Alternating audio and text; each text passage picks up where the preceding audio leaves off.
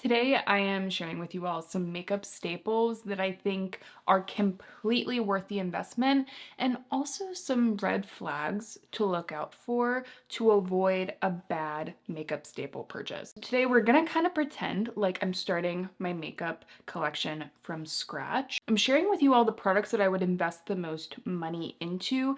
These aren't necessarily all the products I would buy, but these are the products that I would section out the bulk of my budget to purchase. I'm willing to spend the extra cash on these items. When we're talking about makeup as kind of an investment piece, it's a little bit different than, a nice bag or a pair of black flats because it's consumable. You need to consistently repurchase it. There is already going to be a sort of flux in your makeup bag. But the things that we use in our everyday life, I do think have an impact. I think it's a really powerful feeling to have makeup staples that you can truly rely on that always make you feel your best. And that's why on my channel, I always tell you guys, I love saving money, but I'm also never opposed to spending a little bit more money on a truly phenomenal formula. So let's talk about my first makeup staple that I would spend a little bit more money on.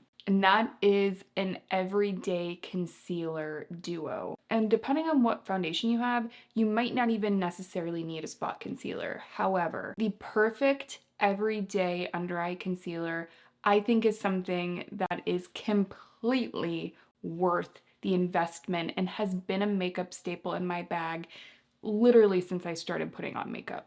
And I think a very kind of clear, bright, healthy complexion, it's always going to be in style. So that's kind of the way I look at it. Having a really good base routine down, or in this case, having a really nice concealer, that's always going to be a hit in my opinion. So let's first talk about some green flags for when you're picking out a good under eye concealer. And I'll also share my top picks. Number one is spreadability. This is something that is so underrated. This is essentially how far the product can be blended on the skin. Spreadability and blendability go hand in hand, and you really want both.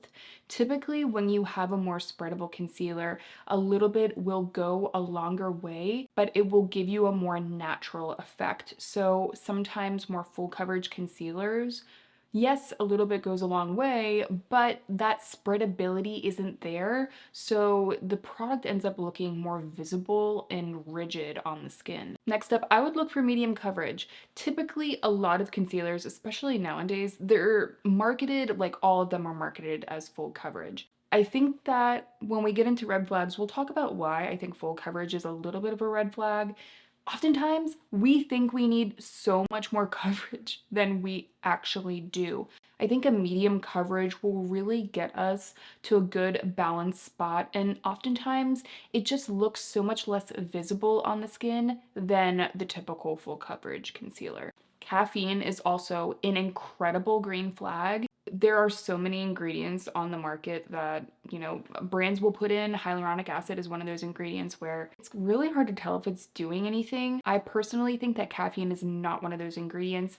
I have seen that consistently, like the top two picks, for example, for my concealer recommendations, both have caffeine. And it just has this general kind of depuffing effect. It's just really, really nice for under the eyes. Also, if your concealer says that it will give you a bit of a blur, I always think that that is a good thing. As far as red flags when it comes to concealer, if one of the main selling factors of your concealer is that it is a long wear concealer, I would skip that for under the eyes. Typically, long wear concealers under the eyes, they can tend to look drier. They can tend to emphasize any texture, wrinkles. Another red flag is just a poor shade range. That's definitely the case with like most of the items we're going to be talking about today, but if you are settling on a concealer shade that just isn't quite right for you, a poor shade match when it comes to concealer under the eyes, it can make the best formula look very awkward and visible. Two top recommendations for this category would be the Kosas Revealer Concealer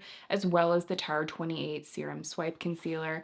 I think the Tower 28 is probably going to work best for more skin types. It also has this kind of self-setting quality that makes it less likely to crease under the eyes. Also, it happens to be more affordable, which is always nice. My other top recommendation, the Kosas Revealer Concealer. It is what is under my eyes today. If you specifically deal with very dry skin, you might be better off going with the Kosas. Finally, the Dior Forever Concealer, I believe it's called, is my favorite for spot concealing. You put it on, it looks very natural, and it will not budge.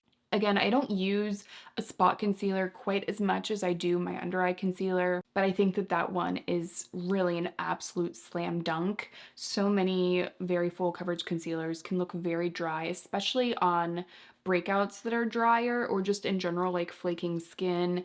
The Dior Forever Concealer has a really nice balance of giving you coverage, remaining in place, but not being overly drying. My second makeup staple that I would invest in is actually a makeup tool, and it's a good eyelash curler. I talk about this so much on my channel, but I think investing in an eyelash curler is one of the first things that I would do if I needed to start my makeup collection again. A good eyelash curler immediately opens up the eyes, and I think they're actually pretty difficult to find. Something that you're going to notice as we go through my makeup staples that I would recommend to spend the bulk of your money on. These are so often products that are more difficult to find at an affordable price point. That doesn't mean it's impossible, but it's just a lot more difficult. Let's talk about red flags first for eyelash curlers because there are a lot of them.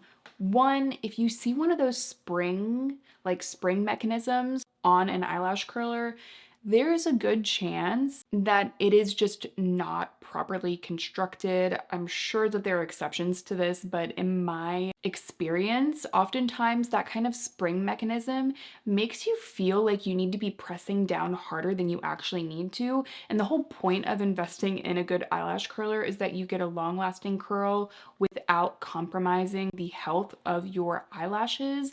And if you're pressing down really hard, you're damaging your eyelashes. Also, if the opening isn't very wide, I oftentimes think that that can make it easier to pinch not only your eyelashes, but like your lids. And we want to obviously avoid that. Also, if it creaks, like it's time to go. If your eyelash curler needs WD-40, it needs to go.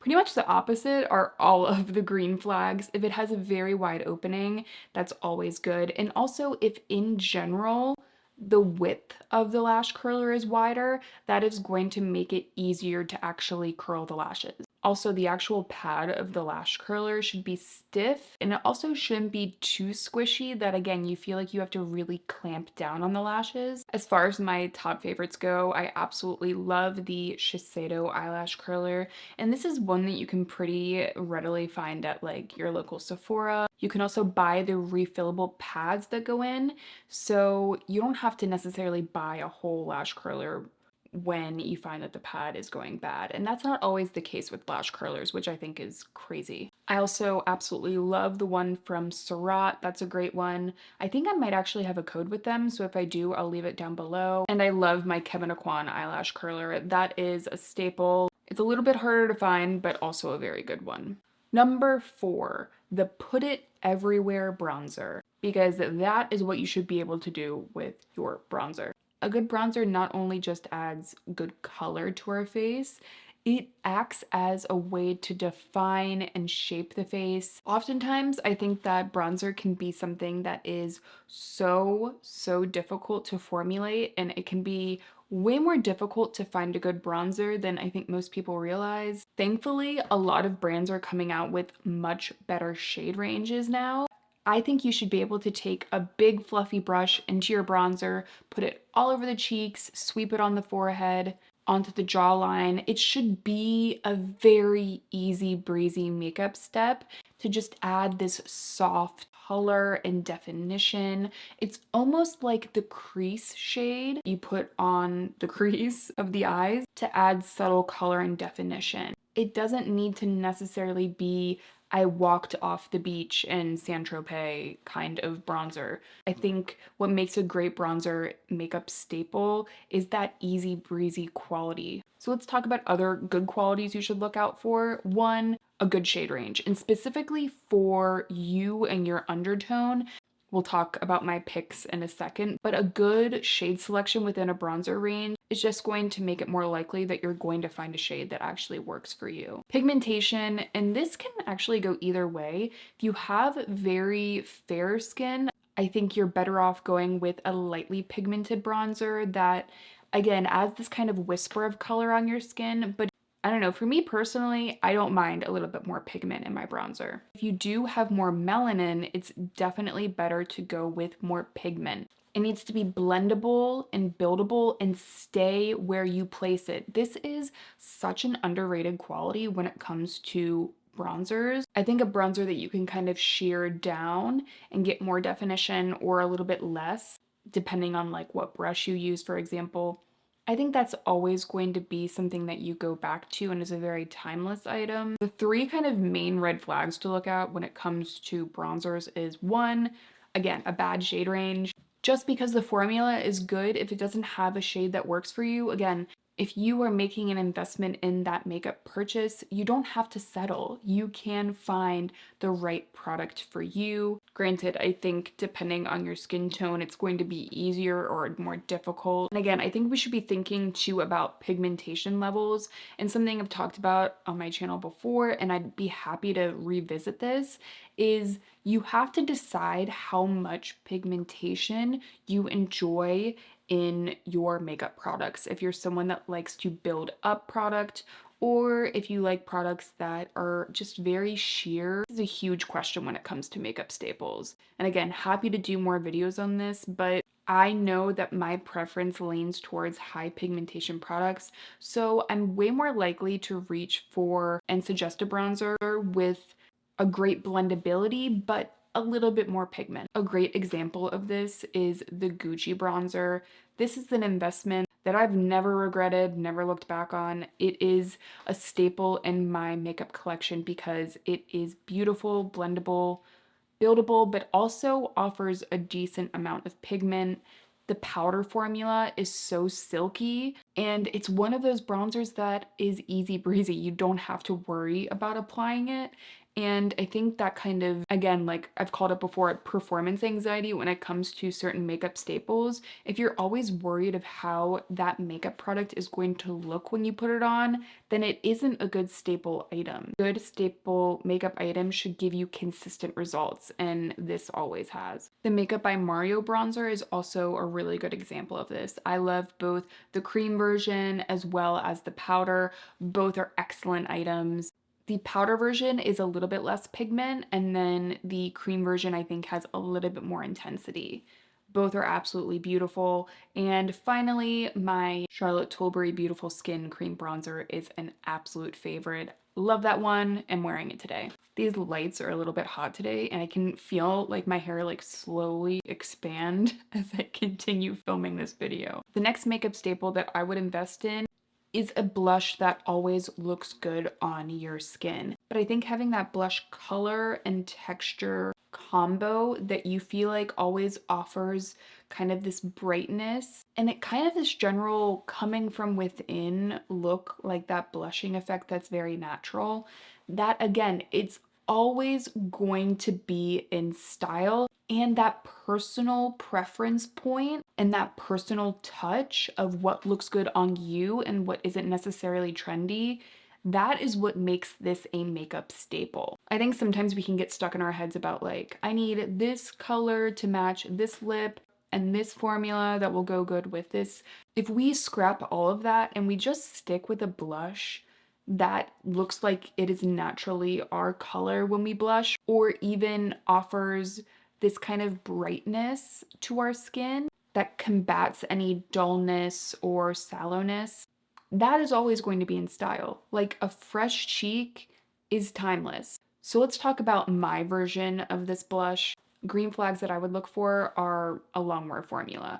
Blush, I think, is like one of the first products to go on the skin when you're wearing it. It's never bad to look for a formula that says it's more long wearing. And similar to your bronzer pick, don't want to have to worry about it, because I think also a makeup staple should be something that is just like, again, like a good pair of black flats. It kind of goes with everything. You don't have to worry if they fit right, if they look good, if they're gonna match something. You need the formula to do the same thing. You don't want to worry about if your formula is going to blend with other items. So let's talk about some of the red flags to look for so that you're picking a blush that will not do those things. One, if you are picking out a very, very silicone rich cream blush formula, there is a good chance it's not going to last super long on your skin. And there's also an equal chance that it's not going to work with as many products. And though they have a nice blur, there are other blushes that will blur just as well without the finicky formula.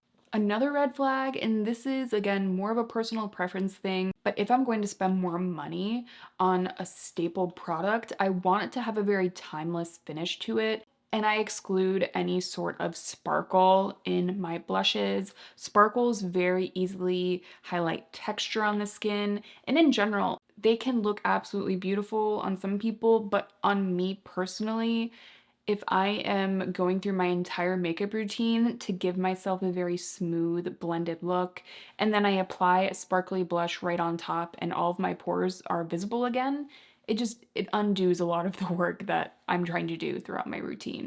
So let's talk about like a couple of my favorite blush picks that fit into this category. Number one, the Makeup by Mario powder blush, specifically in the shade Coral Peach. It is such a flattering color on me. Again, I have more light skin with a warm undertone, so a very soft corally peach shade is always going to be very flattering and brightening on me. And I'd love to do a video about how to select blush shades that work well on certain skin tones if you guys would like to see that video, if you want to find kind of like your perfect blush shade. I think you can really wear any blush shade, but it could be a fun video to do. This is one that I know will always look good on me. I feel the same way about Coral from Dior, the Rosy Glow blush.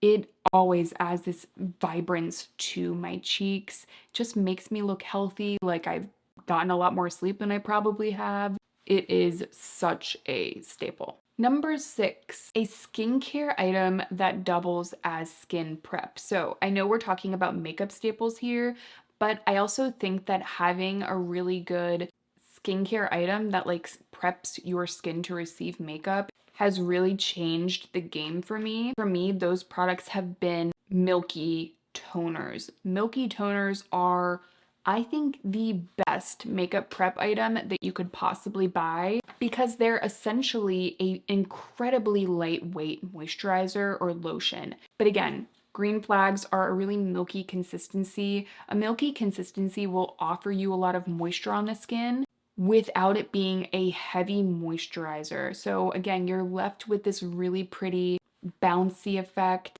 That is probably my top green flag for this category. These milky toners should leave you with a moisturized, glowy finish and without a lot of heavy moisturizer residue. It pretty much makes them like the perfect prep product in my opinion. Like, I hate doing my makeup without them now. Probably the main red flag for this step is mica or shimmer of any kind. You just don't need it. The Rhode Glazing Milk is a little bit more pricey, but also not half bad. I think it's around $20. So it's a little bit outside of like the drugstore price range. It is absolutely beautiful. I would say that it's more of a medium weight milky toner, beautifully silky, and again, it just adds this overall bounce and glow to the skin without a lot of heaviness. I think in summer, those of you with oily skin could wear this and sunscreen and have like a complete skincare routine. Those of you with dry skin could also really enjoy building up this product like I have. It was in Best of Beauty for a reason. And actually, I think this next product, just tried it this year, or else it definitely would have been in Best of Beauty for 2023. The Ilia Face Base Milk is one of the best makeup items that I've ever used. And the reason I'm classifying it kind of as a makeup item is that it's a base, like it works as a primer, but it just also happens to be just really, really good skincare. It's a little bit more pricey, but absolutely worth the investment for me.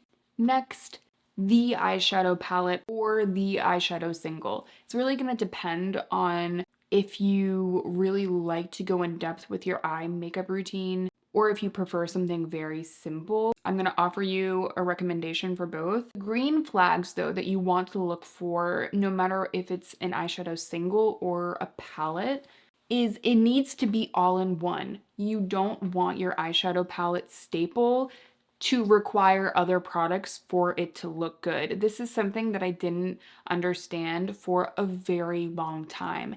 It needs to have everything in order for it to be like my true perfect makeup eyeshadow staple. And it has to be an easy to work with formula, because why would we want to reach for something consistently that is very difficult to use when something else is going to be easier to use? Again, as far as my makeup preferences go, I find that I always regret buying the eyeshadow palette that has a very powdery, dry finish to it, because it will leave my eyelids also looking dry. I'm telling you, if you can't figure out why you're never pleased with your eyeshadow looks, look at the powder formulas that you are putting on your eyes. There is a really big chance, in my opinion, that your formulas are not softening and blurring and skin loving. Think of your eyeshadows the same way you would your powder bronzer. It needs to be blurring and offer a really silky look on the skin. And your eyelids are like the thinnest skin on your face, so you need to be even more conscious of that when you're making an eyeshadow purchase. Three of my top recommendations. Number one, if you love all mattes, if you want just an incredible matte eyeshadow palette, the original Danessa Myricks Groundwork palette has been, for me, one of the best makeup purchases I've ever made in my life. The fact that you get both creams and powders, you can use the powders to set the creams in place. I get like really beautiful, sleek liner looks with this. I can get a beautiful smoky eye.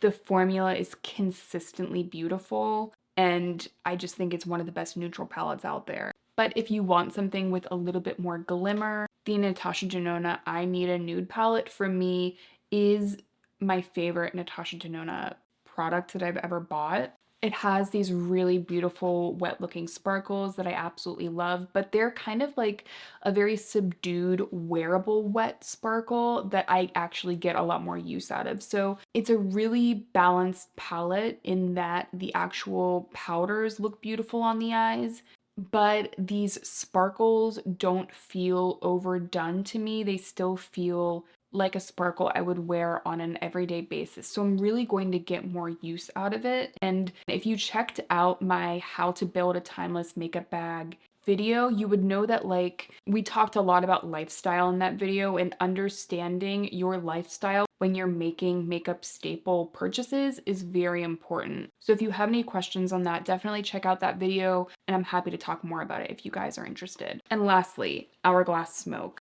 It is a single shadow that has just never done me wrong. It's a beautiful taupe with like a very soft, elegant shimmer to it. It defines my eyes just enough without it being like a very smoky shadow. Think of it kind of like a taupey champagne. It has good definition, but again, it remains in this really wearable space for me. And again, it's a nice like luminous shimmer rather than like glittery chunky, which is, I mean, listen, I love a chunky glitter as well, just for a makeup staple item that is like a very consistent kind of workhorse product for me, that's usually not what I'm going for. Next up, we have makeup brushes. I like to invest in the brushes that I see myself using the most. So I think like detail brushes are really good for this, as well as multi-purpose brushes. So here's some things to look for.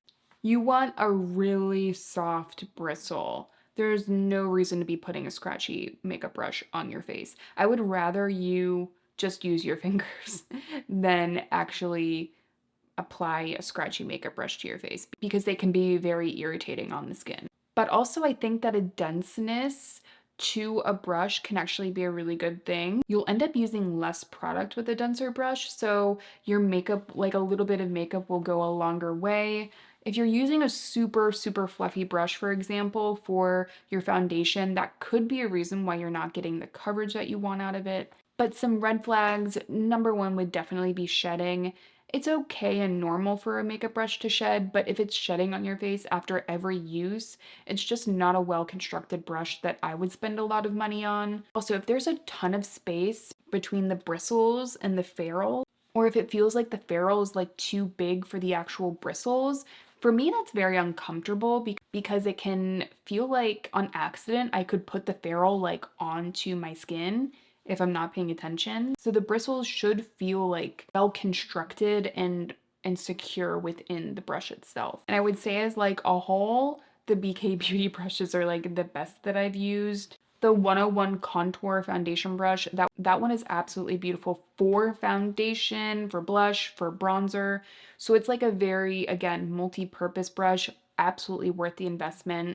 As far as detail eye brushes from BK, their eyeliner brush as well as their pencil brushes are beautiful. In fact, their eyeliner brush is one of my favorite brushes, if not my favorite brush that has ever existed. I use it like all the time to get me like this very soft wing. So I'll leave all of those linked down below for you guys. The It Cosmetics dual-ended brush is also another good example of a good multi-purpose brush.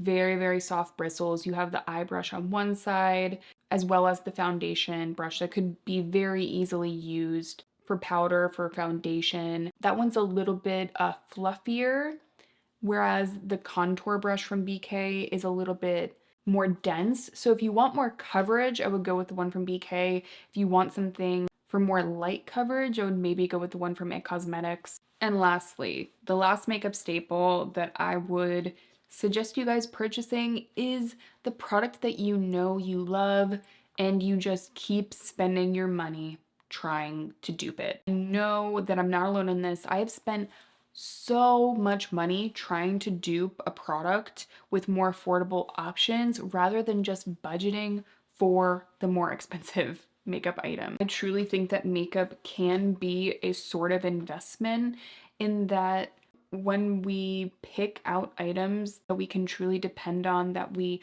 really absolutely love using, it can create a really beautiful, meditative kind of makeup experience. And again, I don't think that every single makeup step is exactly splurge worthy, or I would spend like a lot of my budget on. So for example, you guys see that I didn't mention anything for the lips because some of my most used lip products are affordable. Like this lip product that I'm wearing on my lips is less than $10 and it's absolutely beautiful.